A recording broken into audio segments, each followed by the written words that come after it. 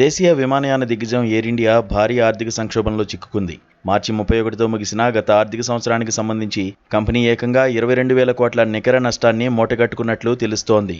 ఆశ్చర్యకరమైన విషయం ఏంటంటే కంపెనీ అంతర్గత అంచనాల ప్రకారం నష్టం సుమారు 13,300 కోట్ల నుండి 13,600 కోట్ల మధ్య ఉండొచ్చని భావించగా, వాస్తవ గణాంకాలు అంతకు మించి ఉండడం ఇప్పుడు ఆందోళన కలిగిస్తోంది.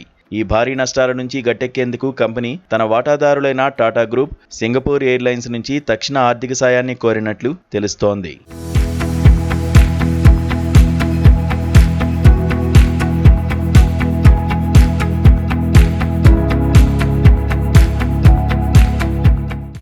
ఈ భారీ నష్టాలకు అంతర్జాతీయ భౌగోళిక రాజకీయ ఉద్రిక్తతలు, కొన్ని దురదృష్టకర సంఘటనలు ప్రధాన కారణాలుగా కనిపిస్తున్నాయి. ముఖ్యంగా పశ్చిమాసియాలో నెలకొన్న యుద్ధ వాతావరణం, గతేడాది పాకిస్తాన్ గగనతలం మూసివేత వంటి పరిణామాలు విమాన సర్వీసులపై తీవ్ర ప్రభావం చూపాయి. వీటికి తోడు నిర్వహణ ఖర్చులు పెరగడం, అహ్మదాబాద్ వంటి చోట్ల జరిగిన సాంకేతిక ఇబ్బందులు కంపెనీ ఆదాయానికి భారీ గండిగొట్టాయి.